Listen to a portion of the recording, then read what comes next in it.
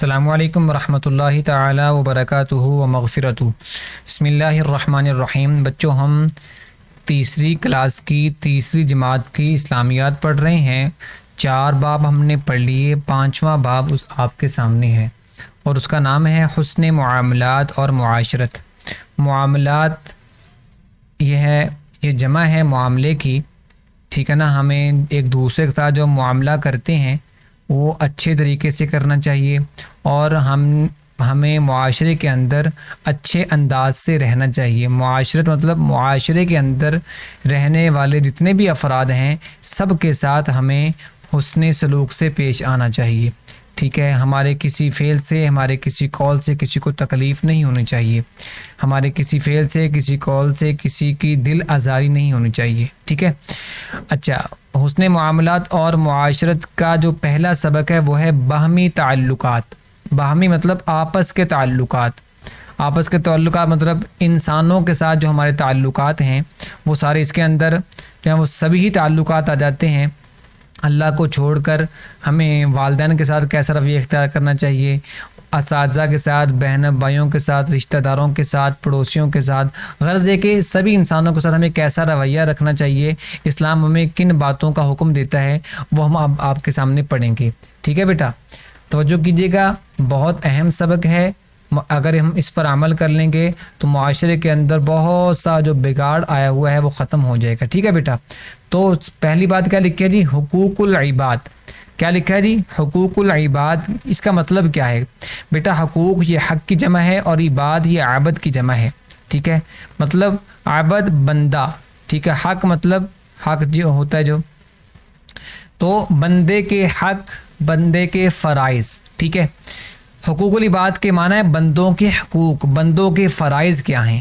ہمارے ذمے جو بندوں کے حقوق ہیں، بندوں کے اندر ساری آ جاتے ہیں، والدین آ جاتے ہیں، رشتہ دار آ جاتے ہیں، بہن بھائی آ جاتے ہیں، پڑوسی آ جاتے ہیں، سارے انسان اس کے اندر آ جاتے ہیں۔ تو بندوں کے حقوق، پہلا سوال یہ ہے کہ حقوق العباد سے کیا مراد ہے؟ بندوں کے حقوق مراد ہیں۔ تو کہتے ہیں حقوق العباد میں والدین، اساتذہ، بہن بھائی، رشتہ دار، پڑوسی، ساتھی، بلکہ تمام انسانوں کے حقوق شامل ہیں، ٹھیک ہے بیٹا۔ دین اسلام باہمی تعلقات کو بہت اہمیت دیتا ہے۔ آپس کے جو ہمارے تعلقات ہیں اس کو ہمارا جو مذہب ہے، دین، یہ بہت اہمیت دیتا ہے۔ اللہ تعالیٰ نے ہمیں آپس میں اچھے تعلقات رکھنے اور ایک دوسرے کا خیال رکھنے کا حکم دیا ہے، ٹھیک ہے۔ اچھے تعلقات بھی رکھنے ہیں اور ایک دوسرے کا خیال بھی کرنا ہے، کوئی کسی کو نقصان نہیں دینا، اللہ کا حکم ہے، ہمیں دین اسلام ہمیں ترغیب دیتا ہے۔ فرمان مصطفیٰ صلی اللہ علیہ وسلم کیا ہے؟ آپ عجیب بات سنیں، دیکھیں نا کتنی پیاری حدیث ہے کہ اپنے مسلمان بھائی سے مسکرا کر ملنا تمہارے لیے صدقے کا ثواب ملتا ہے۔ تو کتنی چھوٹی سی بات ہے، کوئی ہم سے ملنے آ جائے، ہم کسی سے ملنے جا رہے ہیں تو مسکرا کر ملنے، تو اس سے کیا ہمیں ثواب ملے گا؟ تو اس سے اس کو بھی خوشی ہوگی کہ میرے آنے سے خوشی ہوئی ہے۔ تو اس بات کا ہمیں خیال کرنا چاہیے، ہم جس سے ملنے جائیں یا جو ہم سے ملنے آئے، بالخصوص جو ہم سے ملنے آئے، ہم اس کے آنے پر خوشی کا اظہار کریں کہ یہ وقت نکال کر میرے پاس آیا ہے، ٹھیک ہے۔ والدین اور اساتذہ کے حقوق۔ والدین کے حقوق کیا ہیں اور اساتذہ، دونوں کو اکٹھے کیوں رکھا ہے؟ چونکہ اساتذہ بھی اللہ نے، قرآن پاک نے، اسلام نے اس کو روحانی باب کہا ہے، تو اس لیے والدین کے ساتھ استاذ کا بھی ذکر کر دیا۔ تو کہتے ہیں والدین کے حقوق کو اسلام میں سب سے زیادہ اہمیت حاصل ہے۔ سب سے زیادہ جو اہمیت ہے بندوں کے حقوق میں وہ ہے والدین۔ اس کی وجہ چونکہ اللہ کے بعد سب سے زیادہ جو حقوق ہیں، جو فرائض ہیں، جو احسانات ہیں، وہ ہم پر ہمارے والدین کے ہیں، اللہ اور اللہ کے نبی کے بعد۔ تو اس لیے ان کے حقوق کو قرآن پاک میں بیان کیا گیا، احادیث میں بیان کیا گیا۔ اللہ نے جہاں پر حکم دیا میری عبادت کرو، ساتھ ہی کہا ہے کہ میرے جو آپ کے جو والدین ہیں ان کے ساتھ حسن سلوک کرو۔ اللہ اپنی عبادت کے ساتھ جن لوگوں کے ساتھ حسن سلوک کا حکم دے رہا ہے وہ والدین ہیں، تو اس لیے ان کی اہمیت سب سے زیادہ ہے۔ یہاں سے پہلا تفصیلی سوال بھی شروع ہو رہا ہے تو وہ بھی غور کر لیں۔ کہتے ہیں اللہ تعالیٰ نے والدین کے حقوق کو قرآن مجید میں اپنے حقوق کے ساتھ بیان فرمایا ہے۔ جہاں پر اپنا حق عبادت کرنا بیان فرمایا ہے، ساتھ ہی والدین کا حق حسن سلوک بیان فرمایا ہے۔ اللہ کا فرمان آپ کے سامنے ہے، ترجمہ یہ ہے، اور ماں باپ کے ساتھ نیکی کرو۔ نیکی مطلب حسن سلوک کرو، ان کو تکلیف نہ دو، ٹھیک ہے، ان کی دل آزاری نہ کرو، ان کی گستاخی نہ کرو، اس بات کا خصوصی خیال رکھنا ہے، ٹھیک ہے بیٹا۔ والدین کے ساتھ نیکی کرنی ہے، اور والدین کے ساتھ ساتھ جو رشتہ دار ہیں، ددحال ہیں، ننہال ہیں، جو بھی آپ کے رشتہ دار ہیں، قریبی ہیں یا دور ہیں، سب کے ساتھ حسن سلوک کرنا ہے، نیکی کرنی ہے، اور یتیموں کے ساتھ اور مسکینوں کے ساتھ اور قریبی ہمسایوں کے ساتھ جو ساتھ ساتھ ہمارے گھر ہیں وہ لوگ، اور اجنبی ہمسائے مطلب جو دور کے ہمسائے ہیں، ٹھیک ہے، مطلب جن کو ہم جانتے نہیں ہیں، ان کے ساتھ بھی حسن سلوک کرنا ہے، اور پاس بیٹھنے والے اور مسافر اور غلاموں کے ساتھ بھی نیکی کرو، ٹھیک ہے۔ پاس بیٹھنے والے جو دوست ہیں ان کے ساتھ بھی نیکی کرنی ہے۔ مسافر جب ہم سفر کرتے ہیں تو ساتھ میں جو ہمیں بیٹھ جاتا ہے ہمارے ساتھ کچھ گھنٹوں کے لیے، کچھ لمحوں کے لیے، کچھ منٹوں کے لیے، جو مسافر ہمارے ساتھ بیٹھا ہوا ہے اس کے ساتھ بھی حسن سلوک کرنے کا حکم ہے۔ اب غلام چونکہ ہیں نہیں تو غلاموں کے ضمن میں ہم نوکرانیاں ہمارے جو ہوتی ہیں، خادم جو ہمارے گھر میں ہوتے ہیں، نوکر ہوتے ہیں، تو ان کے ساتھ بھی حسن سلوک کرنے کا یہ ہمیں شریعت اس کا حکم دیتی ہے، ٹھیک ہے بیٹا۔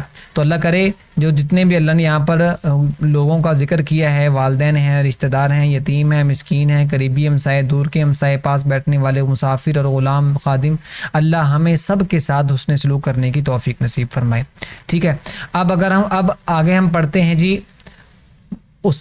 والدین کے حقوق کیا ہیں جی۔ والدین کے حقوق سب سے زیادہ کیوں ہیں؟ اب اس بات کی ہمیں جو ہے وہ وضاحت کر رہے ہیں کہ والدین کے حقوق سب سے زیادہ کیوں ہیں۔ تو کہتے ہیں والدین کے اولاد پر بہت زیادہ احسانات ہیں، بہت زیادہ احسانات ہونے کی وجہ سے حقوق بھی زیادہ ہیں۔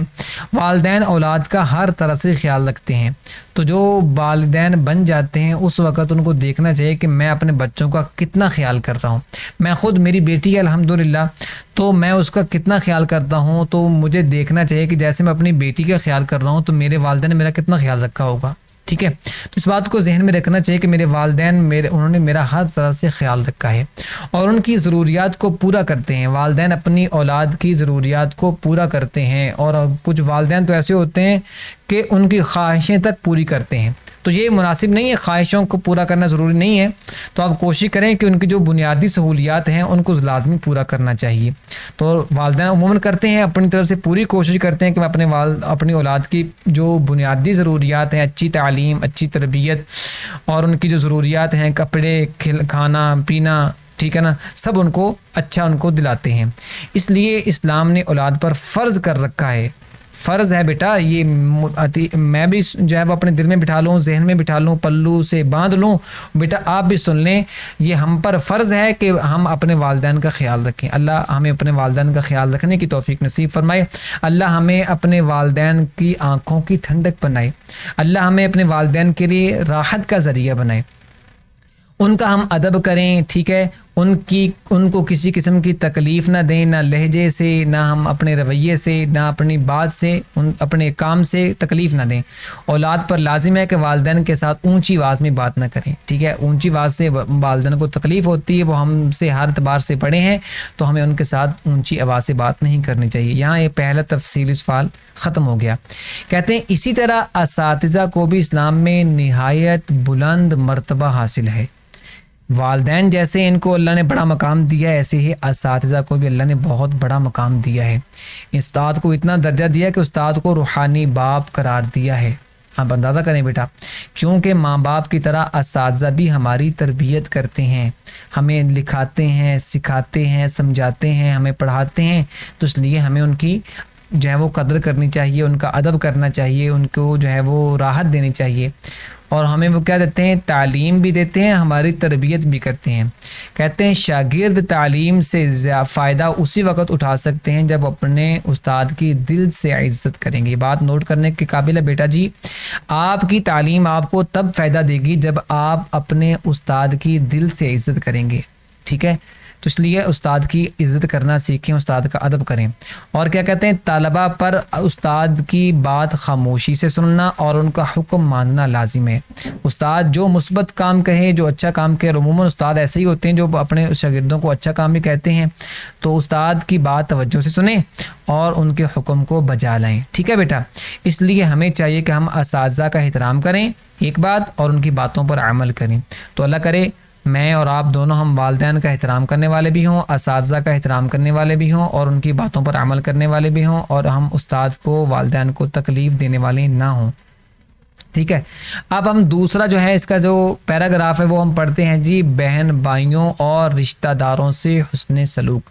والدین کے بعد نام آتا ہے جی بہنوں بھائیوں کا اور رشتہ داروں کا. جیسا کہ ایک حدیث میں آتا ہے, آپ نے حدیث سنی ہوگی, نبی کریم صلی اللہ علیہ وسلم کا فرمان ہے, ایک صحابی نے پوچھا اللہ کے نبی مجھ پر سب سے زیادہ کس کا حق ہے؟ آپ نے کہا تیری ماں کا. صحابی نے پھر پوچھا کہ اس کے بعد؟ فرمایا تیری ماں کا. 3 مرتبہ آپ نے فرمایا کہ سب سے زیادہ تجھ پر جو ہے وہ حق ہے وہ تیری ماں کا ہے. چوتھی بار باپ کا, اور اس کے بعد جو قریبی رشتہ دار ہیں. تو والدین کے بعد قریبی رشتہ دار آتے ہیں, بہن بھائی آتے ہیں, تو ان کے ساتھ بھی حسن سلوک کرنا یہ شریعت ہمیں اس کا حکم دیتی ہے. ٹھیک ہے, یہاں سے دوسرا تفصیلی سوال بھی شروع ہو رہا ہے. ٹھیک ہے, توجہ سے سنیں بیٹا. کہتے ہیں بہن بھائی ہماری زندگی کا اہم حصہ ہوتے ہیں. جن کے بہن بھائی ہیں وہ اس بات کو نوٹ کریں گے کہ بہن بھائیوں کی جو ہے جن کے بہن بھائی ہیں وہ اس بات کو نوٹ کریں گے کہ بہن اور بھائیوں کی اہمیت کیا ہے. ٹھیک ہے, تو ہماری زندگی کا اہم حصہ ہیں والدین کے بعد بہن اور بھائی. بہن بھائیوں کا حق یہ ہے کہ ہم ان کے کام میں مدد کریں. چھوٹے ہیں تو پیار کریں, بڑے ہیں تو ان کی کام میں مدد کریں اور ان کا خیال رکھیں. چھوٹوں کا خیال رکھیں, بڑوں کی عزت کریں. ٹھیک ہے بیٹا, اگر گھر میں بہن بھائی ایک دوسرے کا خیال رکھیں, ٹھیک ہے نا, بہن بھائی دونوں طرفوں سے, ٹھیک ہے نا, دونوں طرفوں سے ایک دوسرے کا خیال رکھیں تو اس سے آپس میں محبت بڑھتی ہے, گھر میں اتفاق پیدا ہوتا ہے, کام میں آسانی ہو جاتی ہے. جب ایک دوسرے کا ہاتھ بٹائیں گے, ایک دوسرے کے کام میں شرکت کریں گے تو کیا کام میں آسانی ہو جاتی ہے اور اللہ بھی خوش ہوتے ہیں. ٹھیک ہے بیٹا, تو کوشش کرنی ہے گھر کے اندر جو آپ سے چھوٹے ہیں ان کو مارنا نہیں ہے, جو بڑے ہیں ان کا ادب کرنا ہے, ان کی بات ماننی ہے اور آپس میں مل جل کے رہنا ہے. ٹھیک ہے, اور ایک دوسرے کا خیال رکھنا ہے. ٹھیک ہے بیٹا, اس لیے ہمیں اپنے بہنوں بھائیوں کے ساتھ مل جل کر پیار سے رہنا چاہیے. مل جل کے رہنا ہے, پیار سے رہنا ہے. اللہ کرے ہم جب گھر میں ہوں تو موبائل کا استعمال کم کریں اور اپنے بہنوں بھائیوں کے ساتھ کھیلیں, بیٹھیں, باتیں کریں. ٹھیک ہے, ان کے ساتھ لڑائی جھگڑا نہیں کرنا چاہیے. اللہ کرے ہم ایسے بنیں کہ ہم اگر کوئی ہم سے روٹا ہوا ہے یا ہم کسی سے روٹے ہوئے ہیں ان سے ہم صلح کر لیں تاکہ لڑائی جھگڑا ہم ختم کر لیں. ٹھیک ہے بیٹا, ہمیں بڑے بہن بھائیوں کی عزت کرنی چاہیے, چھوٹوں کا خیال رکھنا چاہیے. ٹھیک ہے, بڑوں کی عزت, چھوٹوں کا خیال. اسلامی تعلیمات کے مطابق بڑے بھائی کا درجہ باپ کی طرح ہے. یہ حدیث ہے اللہ کے نبی کی, اللہ کے نبی کا فرمان ہے کہ بڑے بھائی کا درجہ دین میں ایسا ہے جیسے باپ کا. ٹھیک ہے, تو بڑا بھائی جو ہے یہ باپ کی طرح ہوتا ہے, تو بڑے بھائی کو باپ کا درجہ دینا چاہیے, ان کی عزت کرنی ہے, ان کا کہا ماننا ہے. ٹھیک ہے بیٹا, جیسا کہ یہ حدیث آپ کے سامنے لکھی ہوئی ہے, فرمان مصطفیٰ صلی اللہ علیہ وسلم فرمایا جس نے ہمارے چھوٹوں پر رحم نہ کیا اور ہمارے بڑوں کے حقوق کو نہ پہچانا وہ ہم میں سے نہیں ہے. مطلب کیا ہے؟ لیس منا من لم یرحم صغیرنا ولم یوقر کبیرنا, کہ وہ ہم میں سے نہیں جو ہمارے بڑوں کا احترام نہ کرے اور ہمارے چھوٹوں پر شفقت نہ کرے. تو اس لیے ہمیں چاہیے کہ چھوٹوں پر ہم شفقت کریں اور بڑوں کا اکرام کریں. تو آپ کو چاہیے بیٹا آپ کے ساتھ آپ کے گھر میں جو چھوٹے ہیں ان کا خیال رکھیں, ان کی جو ہے پیار کریں اور بڑوں کا احترام کریں. ٹھیک ہے, اور یہاں سے بیٹا تفصیل سوال کا دوسرا جو ہے وہ حصہ شروع ہو رہا ہے. ٹھیک ہے, بہن بھائیوں کے ساتھ رشتہ داروں کے حقوق کی بھی اسلام میں بہت اہمیت ہے. ٹھیک ہے, رشتہ دار کون ہوتے ہیں؟ خالہ ہو گئی, ماموں ہو گئے, تایابو ہو گئے, چاچا ہو گئے, ٹھیک ہے نا, ماموں ہو گئے, پھپھو ہو گئے. ٹھیک ہے, اس طرح کے جو قریبی رشتہ دار ہیں ان کے حقوق کی بھی بہت اہمیت ہے. کہتے اسلام نے ہمیں رشتہ داروں کے ساتھ اچھا سلوک کرنے کا حکم دیا ہے. جیسے کہ حدیث کے اندر آتا ہے سیل الارحام, رشتہ داروں سے تعلق جوڑے رکھو. قرآن پاک میں بھی آتا ہے کہ قرآن جو ہے صلہ رحمی کرنی ہے, قطع تعلق ہی نہیں کرنی. والدین کے ساتھ والدین کے بعد جو آپ کے رشتہ دار ہیں ان کے ساتھ حسن سلوک کریں. آپ کی ذات سے کوئی تکلیف نہ ان کو پہنچے. اگر آپ تعاون کر سکتے ہیں تو پیسے کے ساتھ تعاون کر دیں, پیسہ نہیں دے سکتے, بیمار ہوں تو یاد کریں. ٹھیک ہے, رشتہ داروں کے بہت سے حقوق ہیں, جیسا کہ مصیبت کے وقت ان کے کام آنا, بیمار ہیں, پریشان ہیں تو ان کی پریشانی دور کرنے کے لیے کوشش کرنا, ضرورت کے وقت ان کی مدد کرنا. ٹھیک ہے, ان کی مدد پیسے سے کر دیں, ان کو ویسے تسلی کی ضرورت ہے تسلی دیں ان کو.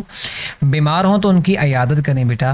خوشی اور غمی ان کا ساتھ دینا, خوشی ہے یا غمی ہے تو کیا کریں, خوشی ہوں تو ان کو دعوت دیں. ٹھیک ہے, غمی ہو تو ان کی پریشانی دور کرنے کی کوشش کریں. تو اللہ کرے ہم جو ہے اپنے رشتہ داروں کے ساتھ اچھا سلوک کرنے والے بنیں. ٹھیک ہے بیٹا, آگے آتا جی بیٹا پڑوسیوں کے اور ساتھیوں سے حسن سلوک، یہ بھی بہت اہمیت کی بات ہے۔ ساتھی سے مراد ہمارے جو کلاس فیلوز ہیں وہ بھی ہو سکتے ہیں، ٹھیک ہے۔ کہتے ہیں اسلام نے ہمیں پڑوسیوں اور ساتھیوں کے حقوق ادا کرنے اور ان کے ساتھ اچھا تعلقات کرنے کا حکم دیا ہے۔ پڑوسی دائیں بائیں والے گھر ہو گئے، سامنے والے گھر ہو گئے، ٹھیک ہے۔ تو پڑوسی بیٹا 3 طرح کے ہوتے ہیں۔ ایک پڑوسی وہ ہوتا ہے جو ہمارا رشتہ دار بھی ہے، مسلمان بھی ہے اور پڑوسی بھی ہے۔ تو 3 حق ہیں اس کے، پڑوسی ہونے کے، مسلمان ہونے کے اور رشتہ دار ہونے کے۔ ایک پڑوسی وہ ہوتے ہیں جو رشتہ دار تو نہیں ہوتے لیکن مسلمان ہوتے ہیں اور پڑوسی ہوتے ہیں، تو 2 حق ان کے ہو گئے۔ ایک پڑوسی ایسے بھی ہوتے ہیں جو مسلمان بھی نہیں ہوتے اور رشتہ دار بھی نہیں ہوتے۔ اور آگے اللہ کے نبی صلی اللہ علیہ وسلم کی حدیث میں بتا رہے ہیں کہ آپ نے پڑوسیوں اور دوستوں کے حقوق کی وضاحت کرتے ہوئے فرمایا، اگر پڑوسی قرض مانگے تو اسے قرض دو۔ اگر ہمارا پڑوسی، ہمارا ہمسایہ ہم سے قرض مانگ رہا ہے اور دینے پر ہم قادر ہیں، اور وہ جو قرض مانگ رہا ہے وہ ہو بھی اس قابل، اس بات کا بیٹا خیال کرنا ہے کہ وہ دینے پر قادر نہ بھی ہو لیکن اخلاقاً وہ ایسا ہے کہ وہ بعد میں دے سکتا ہے، ٹال مٹول نہیں کرتا، کہ پیسے ہونے کے باوجود دوسرے کو لارے نہیں لگاتا کہ بھائی میں آپ کو دے دوں گا۔ تو اس لیے قرض اس طرح دیں آپ پڑوسی کو کہ وہ جو ہے وہ آپ کو یقین ہو کہ وہ واپس کر سکتا ہے، ٹھیک ہے۔ اگر اسے تمہاری مدد کی ضرورت ہو تو اس کی مدد کرو، اگر پڑوسی کو ہماری مدد کی ضرورت ہے تو ہمیں اس کی مدد بھی کرنی چاہیے بیٹا، ٹھیک ہے بیٹا۔ اگر وہ بیمار ہو جائے تو اس کی عیادت کرنی چاہیے ہمیں، ٹھیک ہے۔ حدیث پاک میں کیا ارشاد ہے؟ فرمایا کہ اللہ کے نزدیک سب سے بہتر پڑوسی وہ ہے جو اپنے پڑوسی کے لیے بہتر ہے۔ تو ہمیں چاہیے کہ ہم اپنے گھر والوں کے ساتھ بھی حسن سلوک کریں اور اپنے پڑوسیوں کے ساتھ بھی حسن سلوک کریں، ٹھیک ہے بیٹا۔ ہمیں ایسا کام کوئی نہیں کرنا چاہیے جس سے پڑوسیوں اور ساتھیوں کو تکلیف ہو۔ ہر اس کام سے بچیں، ہر اس بات سے اپنے آپ کو بچائیں جس سے دوستوں کو اور پڑوسیوں کو تکلیف ہو، جیسا کہ ان کے آرام کے وقت ان کے گھر جانا، ٹھیک ہے، یا اپنے گھر میں شور مچا کر پڑوسیوں کو تنگ کرنا، اونچی آواز میں گانے لگانا، اونچی آواز میں نعتیں لگانا، ٹھیک ہے نا، اور دوپہر کے وقت کسی کے آرام میں مخل ہونا، ان باتوں سے ہمیں بیٹا بچنا ہے تاکہ ہمارے عمل سے کسی کو تکلیف نہ پہنچے، ٹھیک ہے نا بیٹا۔ آگے اسلام میں ہمیں ساتھیوں اور دوستوں کے ساتھ اچھے اخلاق اور محبت سے پیش آنے کا حکم دیا گیا ہے، ٹھیک ہے۔ کیا کہ ساتھیوں اور دوستوں دونوں کے ساتھ ہمیں کیا حکم دیا گیا کہ ہم ان سے اچھے اخلاق اور محبت سے پیش آئیں۔ پیچھے کیا تھا؟ پڑوسی، اور یہاں پر یہ ہم دوستوں سے ہمارے جو دوست ہیں ان کے بارے میں گفتگو ہو رہی ہے۔ دوستوں کا حق ہے کہ ان کی خیر خواہی کی جائے، ان کے راز کی حفاظت کی جائے، ٹھیک ہے، مطلب ان کا فائدہ سوچنا، نمبر 2 ان کے راز کی حفاظت کرنا۔ اگر میرے پاس کسی دوست کا، کسی جو ہے نا وہ ساتھی کا کوئی راز ہے اور اس راز کو آگے کرنے سے، شیئر کرنے سے، جو ہے راز کو فاش کرنے سے اس کی عزت ختم ہوتی ہے، تو مجھے اس بات سے بچنا چاہیے۔ کوئی بھی بات ہے جو ہے نا، کوئی راز ہے، اس کا ویک پوائنٹ ہے، اس سے مجھے چاہیے بیٹا کہ میں ان سے جو ہے وہ بات کو پی جاؤں، اس کو اپنے دل کے اندر رکھوں، اس کو آگے فاش نہ کروں، آگے کسی کو اور نہ بتاؤں، اور انہیں صحیح مشورہ دیا جائے۔ اپنے دوست کو مشورہ دینا ہے تو صحیح مشورہ دیں، ٹھیک ہے۔ ہمیں دوستوں کے ساتھ ہمیشہ اچھا برتاؤ کرنا چاہیے۔ اور بیٹا ایک بات کا خیال بھی رکھنا ہے کہ دوست کس کو بنانا ہے؟ دوست اس کو بنائیں جو اچھا ہے، ٹھیک ہے۔ اور یا پھر دوسری بات یہ ہے کہ دوست اس دے کر بنایا جائے کہ جس کو آپ دوست بنا رہے ہیں وہ آپ کے مذہب کا ہو، ٹھیک ہے، مسلمان ہو، کسی اور کو دوست نہ بنائے، چونکہ حدیث کے اندر آتا ہے کہ انسان اپنے دوست کے مذہب پر ہوتا ہے۔ تو کوشش کریں اپنے دوست وہ رکھیں جو خالص ہوں اور نیک ہوں، مسلمان ہوں، ٹھیک ہے۔ اور کیا کہنا ہے جی، ہمیں دوستوں کے ساتھ ہمیشہ اچھا برتاؤ کرنا چاہیے، ٹھیک ہے، ان کے ساتھ اچھا سلوک کرنا ہے، اچھا برتاؤ کرنا ہے، اچھا ان کے ساتھ ہمارا بیہیو ہو، ہمارا ان کے ساتھ رویہ اچھا ہو، ہمارا ان کے ساتھ اخلاق اچھے ہوں، اور ان کی اجازت کے بغیر ان کی کوئی چیز استعمال نہیں کرنی چاہیے۔ یہ بھی بیٹا آداب ہے کہ ہم اجازت کے بغیر ان کی چیز استعمال نہ کریں۔ نبی کریم صلی اللہ علیہ وآلہ وصحبہ وسلم معاشرے کے تمام افراد، امیر، غریب، چھوٹے بڑے، اور جسمانی اور ذہنی کمی کا شکار افراد سے اچھا سلوک کرتے تھے۔ اللہ کے نبی نے ہر انسان کے ساتھ اچھا سلوک کیا ہے، وہ چاہے امیر تھا، چاہے غریب تھا، چھوٹا تھا یا بڑا تھا، بیمار تھا یا تندرست تھا، جیسا بھی تھا آپ نے اس کے ساتھ اچھا سلوک کیا ہے۔ ہمیں چاہیے کہ نبی کریم صلی اللہ علیہ وسلم کی سیرت سے سبق حاصل کرتے ہوئے ہم معاشرے میں جسمانی اور ذہنی کمی کا شکار لوگوں کا احترام کریں۔ جو پاگل ہیں، ٹھیک ہے نا جی، ان کا بھی ہمیں خیال کرنا چاہیے. ہم اپنے کال سے فیل سے جو ہے ان کو تنگ نہ کریں، ٹھیک ہے، ان کو پریشان نہ کریں. اگر آپ جو ہے نا ان کو کہتے ہیں نا کہ کسی کو اگر سکھ نہیں دے سکتے دکھ بھی نہ دیں، کسی کو خوش نہیں کر سکتے تو اس کو پریشان بھی نہ کریں. تو اس بات کا آپ کو خیال کرنا چاہیے. ہمیں اس بات کا خیال کرنا ہے بیٹا کہ بیمار بندہ بھی ہے، کوئی پاگل بھی ہے، اس کا بھی ہم نے خیال کرنا ہے، اس کا احترام کرنا ہے، ٹھیک ہے، بلا وجہ ان کو تنگ نہیں کرنا اور ان سے ہم نے اچھا سلوک کرنا ہے. تو یہ ہماری جو ہے وہ سبق کے متعلق باتیں تھیں. اس کے اندر کتنی باتیں بیٹا آئی ہیں؟ والدین آئے ہیں، اساتذہ آئے ہیں، بہن بھائی اور رشتہ دار آئے ہیں، پڑوسی اور دوست آئے ہیں.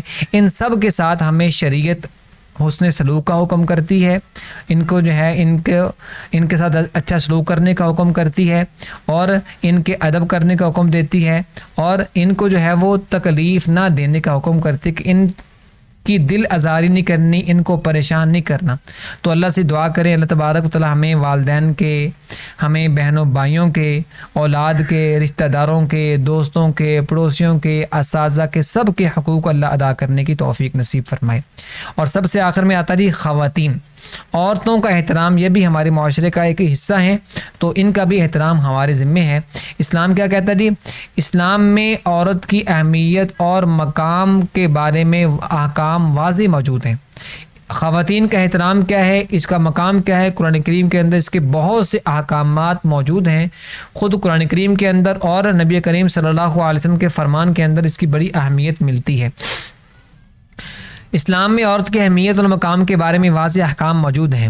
عورت کو جتنی عزت، رتبہ اور مقام اسلام میں حاصل ہے وہ کسی اور دین میں نہیں. سب سے پہلے بیٹا آپ کو شاید علم کے اندر ہوگا کہ اسلام آنے سے پہلے یہ تھا کہ عورت اور بچی کو حقیر چیز سمجھا جاتا تھا، اس کی عزت نہیں ہوتی تھی، وہ اس کو ذلت سمجھتے تھے. پیدا ہوتی تھی، اللہ معاف کرے، اللہ حفاظت فرمائے، اس کو زندہ دفن کر دیتے تھے. تو اسلام آیا تو عورت کو مقام ملا، عورت کو عزت ملی، مرتبہ ملا اور اس کو جینے کا حق دیا گیا کہ یہ بھی معاشرے کا ایک حصہ ہے. تو اسلام نے جتنا عورت کو مقام دیا وہ کسی اور نے نہیں دیا. اسلام نے عورت کو معاشرے میں بنیادی حقوق ادا کیے ہیں. وہ کون سے حقوق ہیں؟ عورت کی عزت کرنا، احترام کرنا، یہ عورت کا حق ہے. عورت کے جیسے مرد کو وراثت میں اور والدین کی وراثت میں حصہ ملتا ہے تو عورت کو بھی ملنا چاہیے، اس کا حق ہے. اور جس طرح مرد تعلیم اور تربیت جو ہے وہ لے سکتا ہے، اچھی تعلیم حاصل کرے، تو عورت کو بھی یہ حق حاصل ہے وہ بھی اچھی تعلیم و تربیت حاصل کرے. ٹھیک ہے، آپ صلی اللہ علیہ وسلم نے عورت کو بحیثیت ماں سب سے زیادہ حسن سلوک کا مستحق قرار دیا. یہ والدین کے حقوق میں میں نے آپ کو یہ حدیث تفصیلاً بیان کی ہے کہ سب سے زیادہ جو حسن سلوک کی حقدار وہ ہماری ماں ہے. تو عورت، ماں جو ہے وہ ایک عورت ہے، ٹھیک ہے، اور جنت کو اللہ کے نبی نے ماں کے قدموں تلے قرار دیا ہے. ٹھیک ہے، ان تعلیمات پر عمل کرنے سے ہی ہم اچھے مسلمان بن سکتے ہیں اور ہمارا معاشرہ بھی ایک پرامن معاشرہ بن سکتا ہے جب ہم ان حقوق کو ادا کریں گے. ٹھیک ہے بیٹا، اب ہم اس کی مشق کو حل کرتے ہیں. پہلے خالی جگہ اور ایم سی کیوز اور جو اس کے مختصر اور تفصیلی سوال ہم نے ریڈنگ کے اندر پڑھ لیے ہیں. پہلا سوال یہ ہے کہ حقوق العباد کے معنی کیا ہیں؟ تو اس کے معنی کیا ہے؟ بندوں کے حقوق، یہ اس کے معنی ہیں. ٹھیک ہے، حقوق العباد کے معنی کیا ہیں؟ بندوں کے حقوق. یہ ہم نے ڈی کے اندر پڑھا بھی ہے، بندوں کے حقوق. ٹھیک ہے، اسلام میں روحانی باپ کہا جاتا ہے، کس کو کہا جاتا ہے؟ استاد کو کہا جاتا ہے. اسلام نے وراثت میں حصہ قرار دیا کس کو؟ اسلام نے وراثت میں عورت کو حصہ دار قرار دیا ہے، یعنی خواتین کو جیسے مرد جو ہے وہ وراثت کا حق دار ہے، ایسے ہی عورت بھی یہ وراثت کی حصہ دار ہے. اور آگے کہتے ہیں جی اسلام میں سب سے زیادہ اہمیت حاصل ہے، کس کو حاصل ہے؟ اساتذہ کے حقوق کو بہت زیادہ اہمیت حاصل ہے اسلام کے اندر. ٹھیک ہے بیٹا، اور آگے اس کی ہم خالی جگہ پر کرتے ہیں. جی دین اسلام کہتے ہیں جی کس کی اہمیت بیان کرتا ہے؟ کہتے ہیں دین اسلام باہمی تعلقات کی بہت اہمیت بیان کرتا ہے. نمبر 2، اللہ تعالیٰ نے اپنے حقوق کے ساتھ والدین کے حقوق کو بیان فرمایا ہے. ٹھیک ہے بیٹا، اور نمبر 3 کیا ہے جی؟ بہن بھائیوں کا خیال رکھنے سے گھر میں اتفاق پیدا ہوتا ہے. گھر میں اتفاق ایک ہی صورت میں پیدا ہوگا کہ یہ اتفاق ہو اور والدین کے ساتھ اونچی آواز میں بات نہ کی جائے. یہ ٹھیک ہے والدین کا ادب ہے. تو اللہ تبارک و تعالیٰ مجھے حقوق العباد حسن طریقے سے ادا کرنے کی توفیق نصیب فرمائے اور آپ کو بھی بیٹا والدین کے، اساتذہ کے، بہنوں بھائیوں کے، بڑوں کے، چھوٹوں کے، پڑوسیوں کے، دوستوں کے، سب کے حقوق ادا کرنے کی توفیق نصیب فرمائے۔ السلام علیکم ورحمۃ اللہ وبرکاتہ۔